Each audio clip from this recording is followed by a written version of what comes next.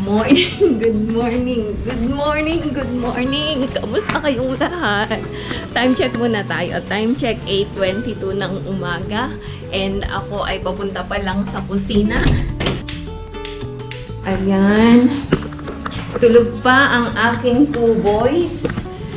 8:22 and 23 degree kami today. Mainit ang panahon, so maglalaba ako kasi baka mamaya ay umulan na naman. Today ay holiday, so actually, nagising na ako ng 4 o'clock. Hindi na ako makatulog, tapos try ko matulog ulit, nagising ako ng 5. Hindi na ako nakatulog, pero hindi pa ako bumangon, naghiga-higaan na lang muna ako. Until dumating yung basura namin ng 6:30. And napilitang bumangon dahil kailangan ibaba ang basura.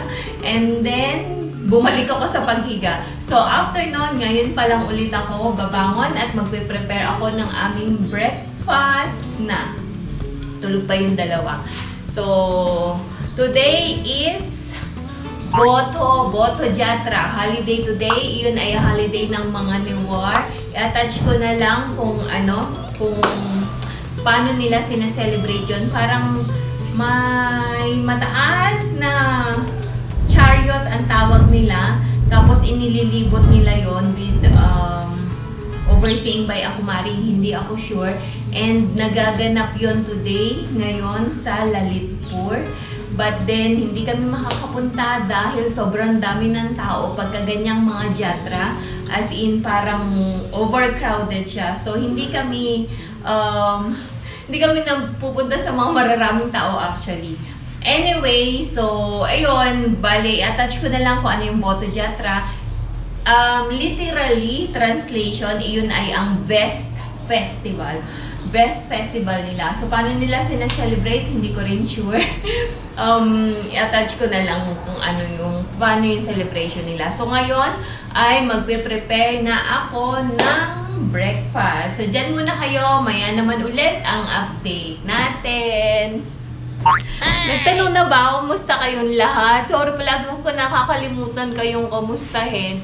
So, kumusta po ang inyong mga araw? Sana ay okay kayo. Sana ay healthy po tayong lahat. Maya naman ulit. Ayan, magandang umaga ulit. Where's my mobile? I forgot my mobile also. Everything I forgot. Ano ba yan? Nakalimutan ko yung payong. Nakalimutan ko din yung mobile kong dalhin. Ay, pupunta lang naman kami ng sa grocery at saka alam niyo na, holiday today kaya magpa-fried chicken ulit ako. Request nila ng panibago, same KFC daw. Good luck kung mailuto ko ulit yon. And then ano pa ba? Ayun, nag-breakfast lang ako, sila hindi pa nagbe-breakfast. Kasama ko si Champ. And yun lang. Hindi pa ako nakakapag-start maglaba.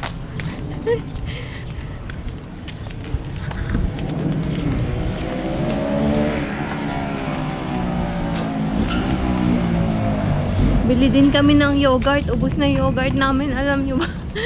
Pag every 2 days siguro namimili ako ng yogurt. Mainit na kasi. Mayain talaga yan si Champ. Okay. So, lakad lang tayo. Ang tahimik, no? Walang masyadong tao. Andito na kami sa Manuhan ulit. Pasok sila.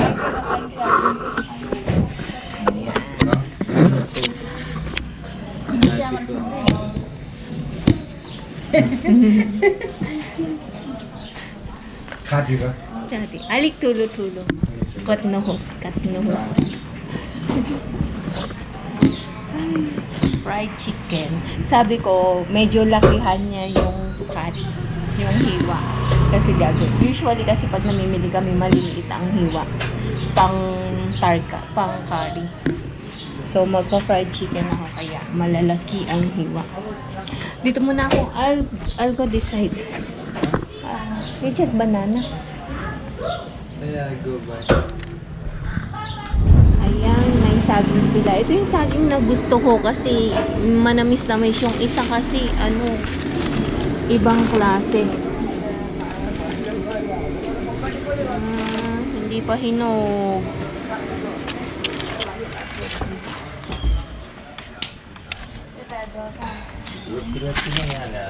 Hindi pa hinog. Ito may malambot na ito.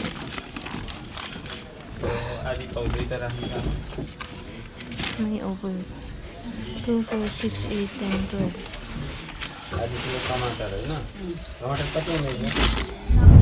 Okay, ayan, nandito na kami sa bahay and namili lang ako ng yogurt. Ito yung yogurt, isasalin ko dito. Ito kasi is sweet yogurt. Ito, sour to, wala tong sugar. Kaya sinasalin ko na lang itong loose. Namimili ako ng loose. 150 rupees to. Tapos ito, milk. Ay, this time, ganito yung binili namin, buffalo milk daw to. So, i-boil ko lang siya. I-boil ko ng medyo matagal. And ilagay ko sa ref. Tapos may aangat doon na parang thick na milk. Iyon ang gagawing ghee. So, magawa tayo ng homemade na ghee ulit. Ayan, salin ko na muna to and mag-marinate ako ng chicken. Baka po may recipe kayo na parang pang KFC, pakishare nyo naman po sa akin sa comment dyan below. I-try ko. Kasi ang marinate ko ng chicken is lemon, garlic, pepper, and salt. So, before nagawa ko yon pero nakalimutan ko na kung paano yung KFC style.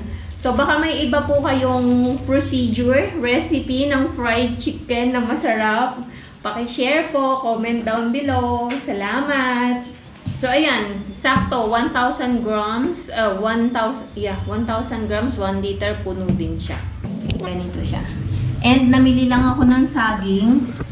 Dapat kanina, kagabi, plan namin ni Santos na pumunta dun sa sa wholesale vegetable shop. Nung mga bago-bago pa akong dating dito, na-vlog ko na rin yun kasi may mura dong plums, ang sarap. Hopefully, mapuntahan namin one day at makabili ako ng 5 kilo na cucumber at ng, ang tawag doon, yung plums. So, for now, banana lang muna kami. Wala pa ako nakitang masarap na pakwan. So, dyan muna kayo. Balikan ko kayo ulit maya-maya. Welcome back to Con's Kitchen. Garlic, salt, and pepper lang siya. Pakulay.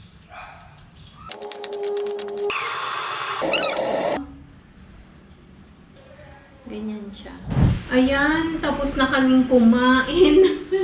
Time check, 1:14 na ng hapon. Ayan. 1:40 ng hapon at 28 degree kami ngayon. Mainit ang panahon.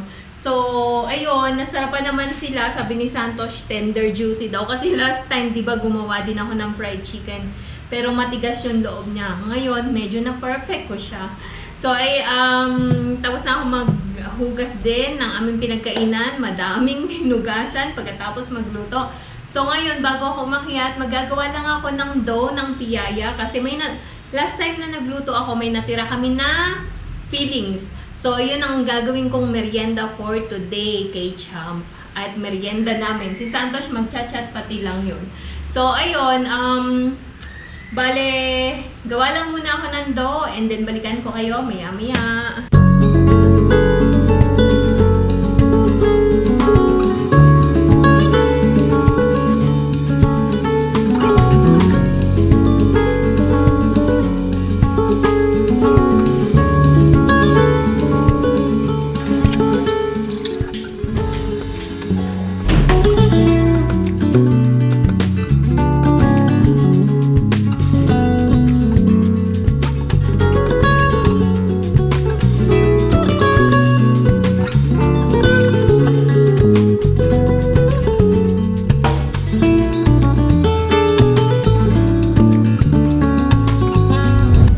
Champ tsaka si Sese naglalaro ng football kasama nung mga friends nila. Hindi pa yan nagmerienda. Katatapos ko lang kasing maligo. Dapat pagkapaligo sana merienda kami. Ayun. Mainit. Mahilig sa football.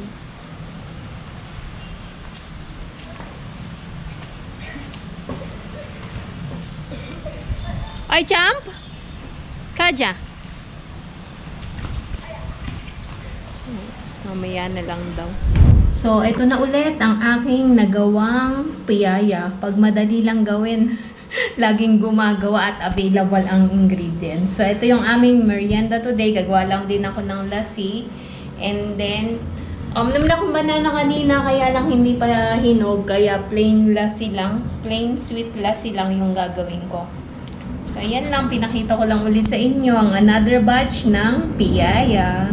So, andito ako sa Bari na. Actually, ngayon pa lang ako naglalaba. Hindi umulan today. Kaya ako'y magdidilig. So, dyan muna kayo.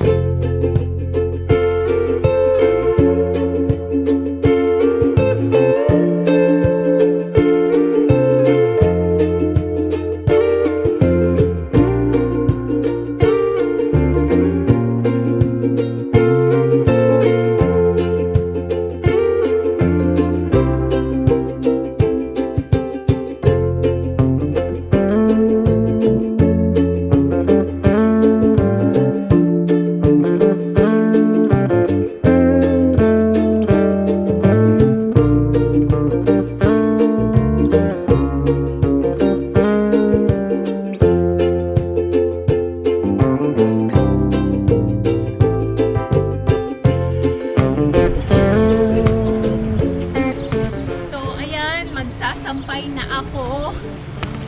Konti lang yung nilaban ko ngayon na bedsheet. At saka, ano, ang tawag nito? Tuwalya. Yun lang tuwalya sa baba.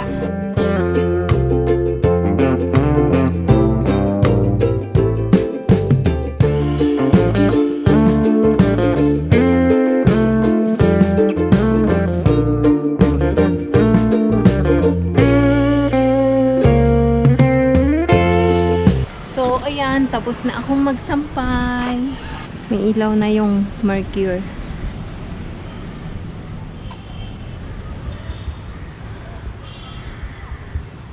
Daming tao sa park. Okay, ayan, tapos na akong magsampay at bababa na ako para magluto naman ng aming dinner. Time check, 6:30 na ng hapon. And nakaisang batch lang ako ng nilaban. Bukas naman ulit. And then, bahala na si Batman. Baka umulan. Okay na, okay lang yan. Matutuyo din naman. Anyway, maraming salamat muli sa pagsama nyo sa akin ngayong araw na ito. Ako po'y magpapaalam na sa inyo at see you again bukas. So, wala nang masyadong ganap ngayong gabi. And, may pasok na bukas sila Champ, kaya maaga na naman ang gising. So, muli, maraming salamat sa patuloy na suporta na binibigay nyo sa amin sa bawat like, comment at share sa aming mga videos. Maraming salamat po. Higit sa lahat, maraming salamat sa mga hindi po nag-i-skip ng ads. Sobrang thank you po sa inyong lahat. At sa mga bago po sa aming SL Nepal family at hindi pa nakasubscribe, baka naman pwede pong pakiclick ang subscribe button below at ang notifications bell na din para updated kayo sa aming mga bagong videos. So hanggang dito na lang po muna. Muli, see you tomorrow. Good night everyone. God bless. Bye-bye.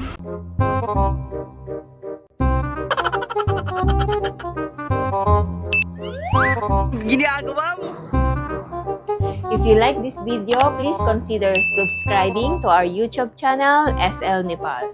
Thank you for watching. Have a nice day.